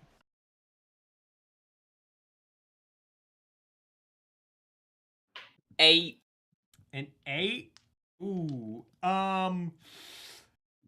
You see, there's a lot of stones over here, and there are a lot of similar colors. A lot of them are like this, like pewter slate, kind of like gray. Some of them get to like the andesite gray, but a lot of them are in that slate color. I'm gonna basically arbitrarily draw a line where I think the trap would start with just like some chalks that I have on me. And then I'm gonna climb up into the silver star and take a running jump and jump as far as I can. Okay, I need two things first off. First off you to roll me I would like a D100 roll on A D100. on how close, in terms of percentage, how close you got to the line. Higher being better. That is a 54. A 54. Okay. So about mid of the line there. Yeah. Okay, so I know where your line is now. What would your running jump be in this aspect? Because your running jump will be your... Ben, correct me if I'm wrong here. Your running jump is your strength mod plus 3. That's for vertical jump. It's your strength. It's your strength score for a long jump. Score. So yeah, So you should be able to hear that. The steel defender's strength score is 14. So it's almost able to jump a total of 14 foot then. Yeah. Okay. Yeah, you're able to make that jump and you land on the other side pretty well. You don't feel any rumbling beneath you. The floor doesn't fall out from you. You know, you're doing pretty fine. Oh, wouldn't you know, I do the same thing. All right. What was your strength score? 19. Oh yeah, you clear it. You have zero concern. You actually jump a little bit before the line, and you still make it past Emiet. Show off. Oh, I didn't mean to make you look bad. By all means. So is this more like a cave where there are walls on it, like, or is it more like almost more open-ended where it's just sort of like a path, like a bridge? It is a cave. It's more so like a underground tunnel crafted. Okay. So it's more like walls going. Okay. So are there would it be stalagmites or stalactites, whichever it is, on the ceiling? There are not. There is a flat ceiling kind of going across. Stalactites are on the ceiling. Okay. The seas. Mm-hmm. Okay. Awesome. So, in that case, I can't do that. But instead, what I'm just gonna do is my acrobatics parkour shit, and just do a running jump along the wall to get past it. Okay. So that is, I am expert in acrobatics, and that is a 22. A 22? Yeah. So what you end up doing is you're able to make it at that point. You see where the line is. You see at least where Emiet was whenever she kind of made her jump. So you have your safe zone and your goal. You had your section. You're able to make your running jump, and what's your strength score real quick? My 12. A 12? Okay. So with that 12, you're able to make that running jump, and you use that jump to kind of like jump towards where the wall is, and you run the rest of the way using your acrobatics and using the built-up momentum here. You're able to make it your total of like 12 foot, and then jump off the wall a little bit further, actually, landing about where Emiet was. Awesome. And then I watch you as I get there. I just land and like sun salute pose, just expecting applause. You see, there's a couple small spiders in the corner. They just hold up like little leaves. Thank you. I will drop down to all fours to get a running start to try and make this jump. Yeah. And what's your strength score real quick? 12. 12? Okay. Yeah, you're able to make it just fine as well. So with that, everybody is now on the other side of having successfully avoided the trap at least once, for some of us. And you hear the chanting is still going on down the hall and down the stairs. I'm surprised they didn't hear us. We were not quite. Yeah. We've been making awfully lot of racket. Well, Not a lot of racket. Let's make some more. Terrifying. I like your attitude there. I can get behind this. Yeah, so you go down the stairs, and as you're kind of going down these stairs, it's obvious to you all as you're walking down that there's the ghostly chants are kind of like this like ethereal sounding now. You're getting much more of a definitive and more defined voice to these things. They don't sound fully resonating like anybody else's voices here. You speak and you hear somebody's voice and you hear the resonance. You hear the reverberation going down here. These just sound very wispy, very unsure of where they're originating from, other than just down from where you're currently standing. As you descend the stairs and you follow the hall, you eventually make your way to what I can only really describe as a regulatory area. Reliquary. Thank you, words, for associating with my mouth. A reliquary. And the ghostly chanting fills this room, but it's not emanating from it. You can discern about a dozen or so languages just chanting in a language that you don't know. Though you can hear one single voice kind of making out in a multitude of languages, and you're strangely enough able to hear this one and understand it in your head. Not necessarily from your ears, but in the back of your head. You just hear a voice just coming out and just saying, "He is ancient. He is the land. He is the one who brings us here." And you just hear that in the back of your head throughout this chanting. And it's just repeating over and over and over and over. I think I say out loud, I hope someone else is hearing that because this is going to make for a killer song. Wait, I got to write this down. And then take out paper and just go, "He is ancient." And just like, and I decide, okay, but we got to make it rhyme. So I replace the last line with like, "He will feed from the palm of your hand." And like, got it. And I just put it back in my bag. Oh my god. But yeah, as you're kind of in here, you look around this room and you see that there are small podiums kind of sitting across this room with little 13 little niches along the walls, kind of sitting in these little regressed areas, almost like what you would see as kind of like miniature altars with what seems to be like little prayer mats, like rolled up directly in front of them, with various like pillows or artifacts sitting on top of these what do you call it? Altars, sort of. And as you're kind of like perusing around, you see that there's things like a small mummified hand with sharp claws, with a load of rope in the grasp, a knife carved from a bone, a dagger with a rat skull set on its pommel, a 9-inch diameter orb from what looks to be a large eye, and so on going through there. I was raised among holy men. Okay. Do I recognize any of this as belonging to a deity or a demon or anything like that? Could you do me a religion check? Absolutely. And just because this is the first time that it has come up and I did not run it by you,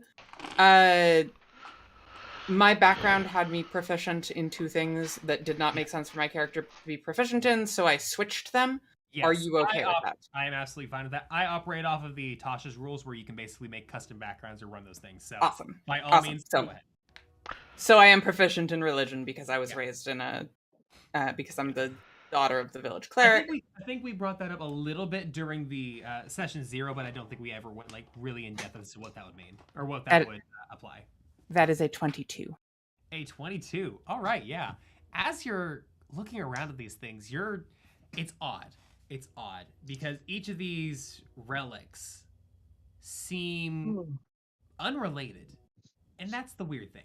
Usually there is a single connecting trait between most of these religions and most belief systems.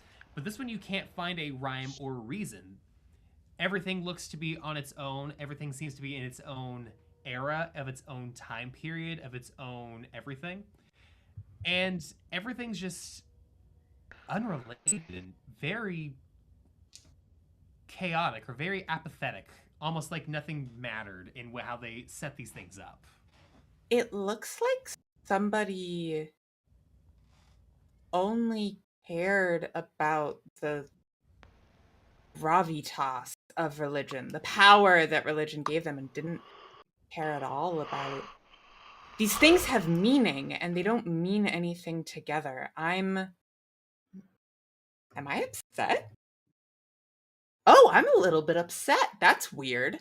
Could they just be dumb? I'm that's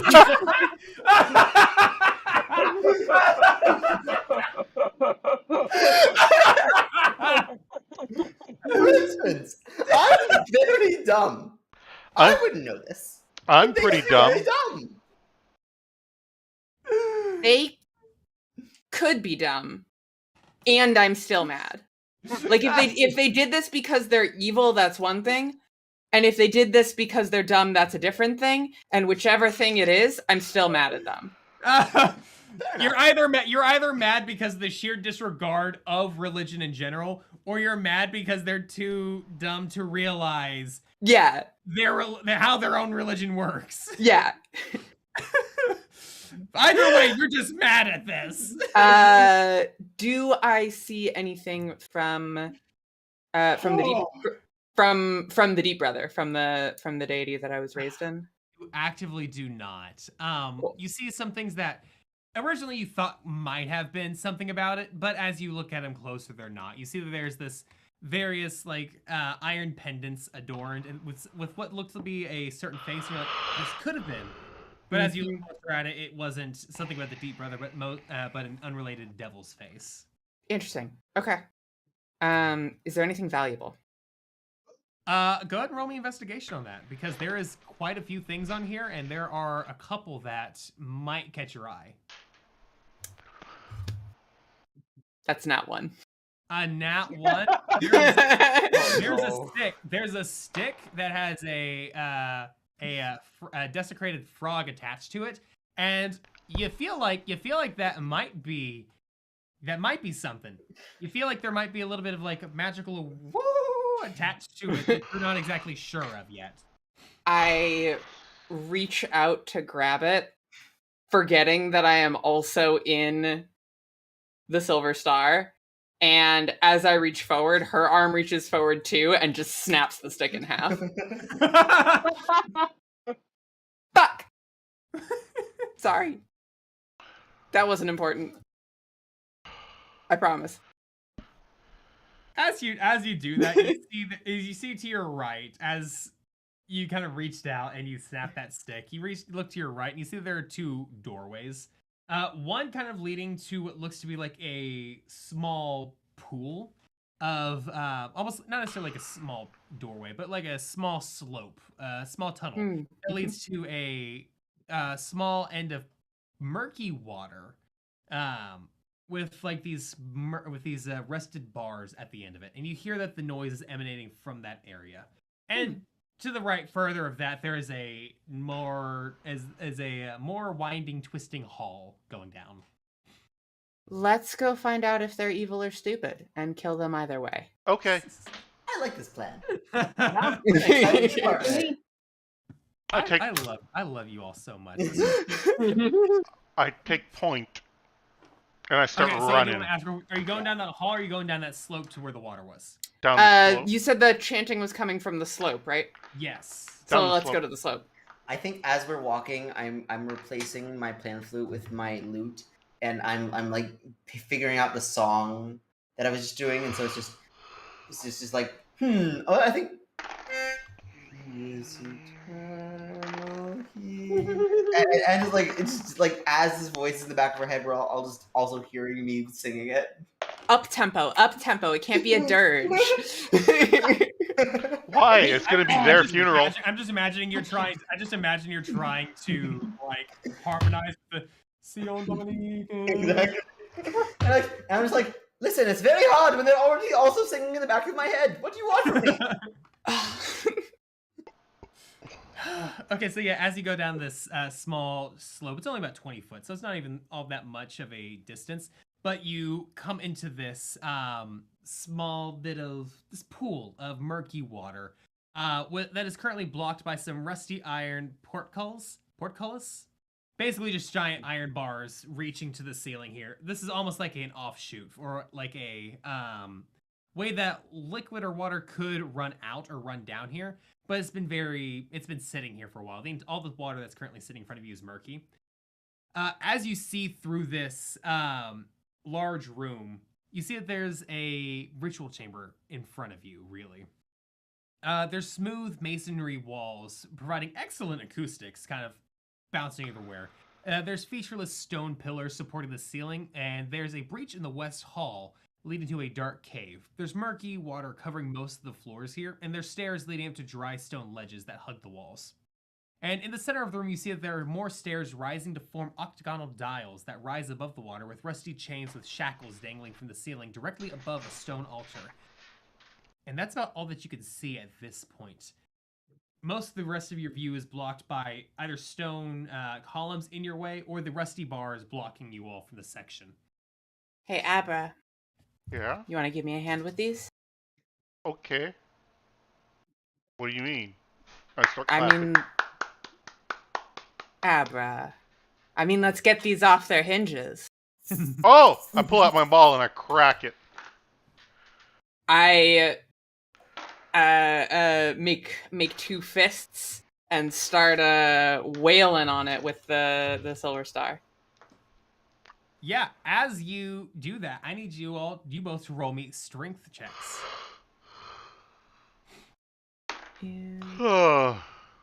That would be a 4 on the die for a total of 8. Okay. Strength checks, not athletics. Athletics is also valid for this aspect. Okay, then 10. That is a 2 on the die for a 6.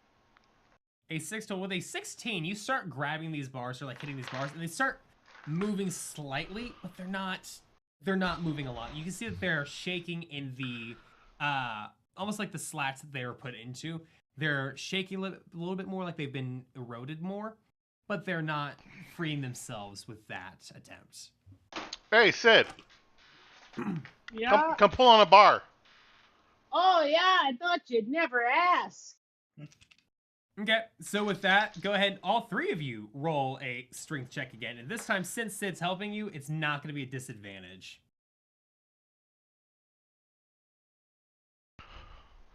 Big bucks, no whammies. Better. That's a 15 from me. Okay. 19 from me. 11.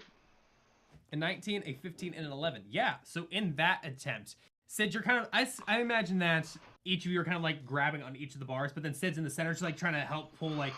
pulling from the center. And as the three of you are pulling these bars across, they each spread open, and you're able to make enough room that you can each fit in.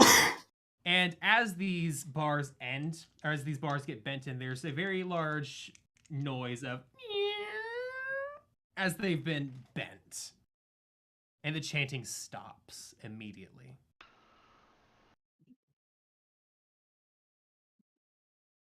Oh, I kind of figured that if they hadn't heard any of our clanking around earlier, they weren't going to hear that. But oh, I guess they did hear that. And I think they did hear that. And as that happens, you hear this, what almost sounds like a, how's the best way to describe this? Cacophony Almost of like shit. this, no. It's almost like foliage moving. You almost hear like leaves and vines clattering amongst themselves in almost a, rustling noise. But this rustling noise is interrupted by the splashing of water and the almost slimy sound of these things meshing all together into one. And you hear a very low drone begin from the same voice in the same, voices in the same telepathic voice in your head. You hear a low going all at once. And then in the back of your heads, what you begin to hear is a chanting, a chorus of voices going, One must die. One must die. One must die. No, that's not really as catchy whatsoever. I I can't make that into a song. I Let's cast fuck them up right now. I cast thaumaturgy, and I begin to go shark bait. Muhaha.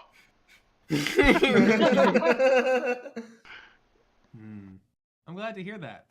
Because as this happens, as you say that in thaumaturgy, some of the water begins to rescend from, what do you call it, the center where you are, and it begins to leave where your kind of shoes are at this point, and start pulling to a mound on the other end of the wall.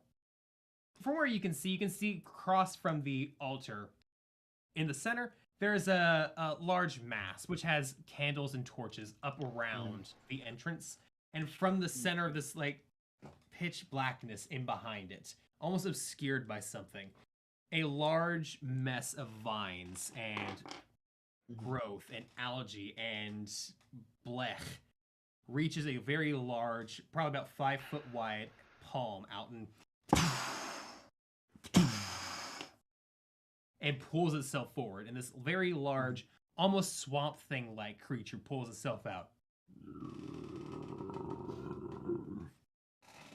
Quick question: how far away are the monks, or like what things? The chanting itself, you're not exactly sure where that's coming from. Oh, okay. The droning, you can kind of tell is coming from that thing in front of you, which is approximately about 60 foot in front of you. But that's going to be a problem for next session, because I think we're going to call it. Oh! As this large. Because in the back of your head, you hear, "We have sacrifices for Logroth, the Decayer." Boo! Does that name mean anything to me? You don't know. And that's where we're gonna end. That's where we're gonna end it for tonight's session. So with that in mind, thank you to you. Fuck you, man! It's such a perfect cliffhanger, especially considering it's about to be a boss fight. Oh, Boss fight. I'm With that in mind, now. thank you so much for everybody joining in tonight. Starting to my left, I do believe it is Ian to my left. Where can we find you? And yeah, what is something that you have going on that you'd like people to check out? You can find me at Wow It's Ian anywhere on the wide interwebs. And you can check out Trans Tales streaming every other Tuesday evening with 2 of the lovely people here. Hiya, to my right, where can people find you, and what's something you got going on? I am Butterfly Astrophysics, wherever I want you to find me. And every other Tuesday night, you can find me streaming Trans Tales with 2 of the other lovely people here. To my bottom right, Ben, where can we find you if you want us to, and what you got going on? Well, as you can see with the nameplate, I am Basic Human Kindness on the Tiki Talkie. Every other Tuesday, you can find me streaming Trans Tales with 2 of these other people here. I'm going to let you guess who.